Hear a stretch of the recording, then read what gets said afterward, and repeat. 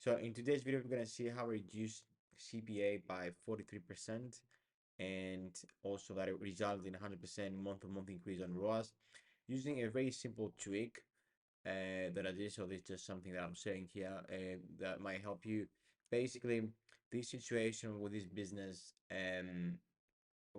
before I actually came in, there was a lot of poor ad management, so a lot of optimizations on, for example, ad set and ad level that could be done. There wasn't any consistent decision making framework in order to build learnings as well from a creative perspective. So there was a lot of little tricks that could help increase ROAS, but the biggest lever was poor account structure and basically not using any cost controls. So again, 70% of the ad account was stuck in learning, no manual bidding when the scaling or whatsoever. And again, no a concrete creating testing procedure. So the simple tick that we did, basically this is some of the best performing styles of assets that work on that account. This is not the exact assets, obviously, it's just show you how they pretty much look like. But most importantly, I tell you this, and I have the slide because this is what we focused on from a creative perspective, because we found that these three kind of angles worked. So initially, whatever you're dealing with in your account, you need to take a look, because something, unless you're just starting out running ads, there will be some creative angle that probably has produced majority of the purchases or has produced a lower CPA. And most importantly, is taking a step back and seeing why did that resonate with the customer, and get more variations and get more iteration of those winning ads. Now, the optimizations that we did is, first of all, we introduced a creative testing campaign. And I know I just said that I did this with a simple trick, but I just basically got every optimization, and I'm gonna mention the simple trick that I did to instantly drop the CPA, honestly. But these optimizations is what I did in the account in general, and which helped me now scale to the same level of efficiency at 20, 30, even 40%. I think this month will be hitting of increased spend.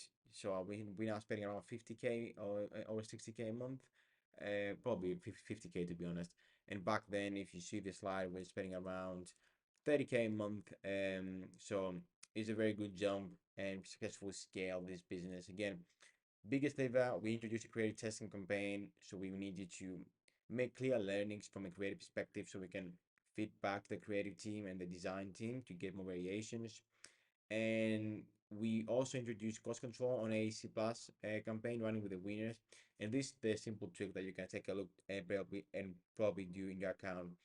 When we did, I mean, most of my AAC campaigns that I ran across the board, I do mostly use them, run them with a cost control or a cost cap, um, just so that especially on the, obviously there are some businesses that we want a lot of volume, a lot of spend, but most of the business, to be honest, they just care about being very profitable and very efficient at the stage that they are. So highly recommend, if you're running any scaling campaign, use cost controls.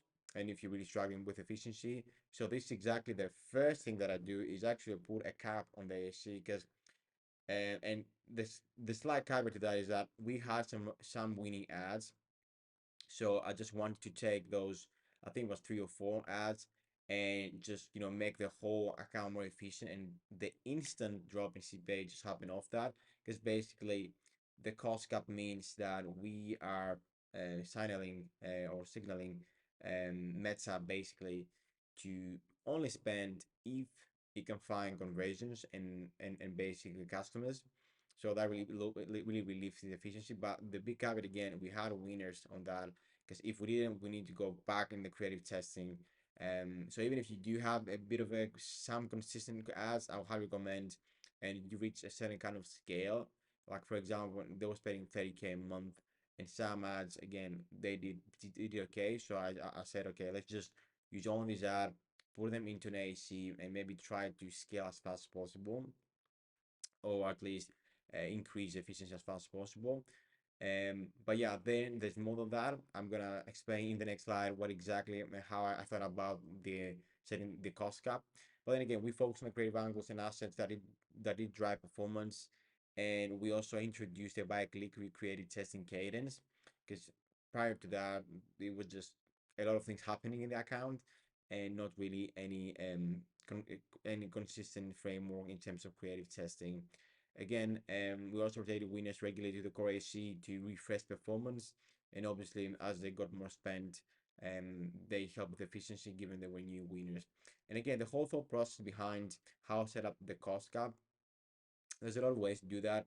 If you're dealing with a sales campaign, with like a regular sales campaign, not an ASC plus or advanced shopping plus campaign, I have a different approach.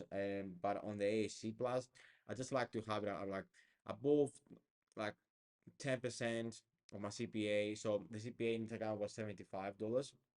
So I just put it around like I think like is like around 15%, maybe 12%, something like that. But I think start with 10% above your cost per result goal.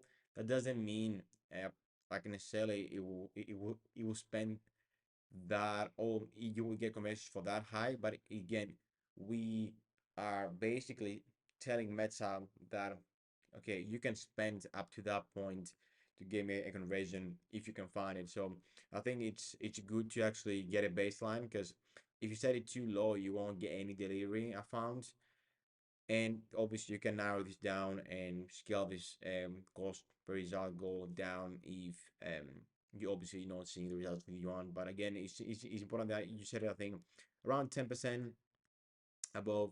If you do have a regular sales campaign, I do something different. I basically test in $5 increments, in $5 increments. So I will basically test 80, 85, 90, and see where I actually get spent. And then I just focus on the one that does get the spend and most of the results. Again, exactly what I did, pretty much it. I just want to throw like a few quick more tips from the creative testing procedure because it's super important and what you need to do, how I approach creative testing in a nutshell. We need to have what we need to have from our creative testing process. I have a separate video on that, but just make sure you need to have 100% clarity on what's working. So you need to separate your tests. I like to do this by ad set. That's why I use an ABO framework. And again, you need to have a consistent framework on your decision making in terms of when to kill an ad or when to promote an ad. And again, we need to have this level set engine on to scale. And this more for my top level four-phase growth system that I use.